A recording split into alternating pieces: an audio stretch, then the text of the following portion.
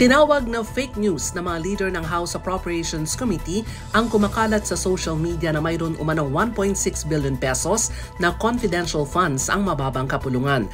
Ayon kay Congresswoman Stella Quimbo, Vice Chair ng House Appropriations Committee, walang confidential funds ang Congress. Sagot naman ni Congressman Elizalde Co, Chairman ng komite, ito'y fake news. Paliwanag ni Quimbo, ang extraordinary fund ng Kamara ay kasama sa kategorya ng confidential and intelligence funds sa ilalim ng 2023 General Appropriations Act.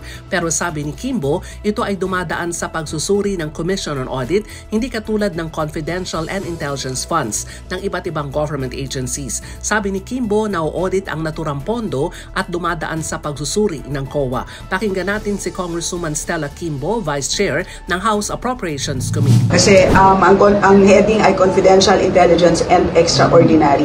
So magkaiba po yung confidential doon po sa extraordinary. Yung extraordinary po ay fully auditable, which is different from confidential. At ang Congress ay wala po ng confidential. Yung extraordinary po ay yung katulad po halimbawa ng expenses during calamities. So that's an example of extraordinary expense. Dagdag pa ni Quimbo, sa ilalim ng tinatawag na extraordinary expenses, nagagamit ito ng Kamara sa panahon ng kalamidad at mga katulad na expenses. Para sa kauna-una sa Pilipinas, DZRH, ako si Mildred Gunan. Tuloy-tuloy sa pagbabalita, tuloy-tuloy sa serbisyo, sama-sama tayo, Pilipino.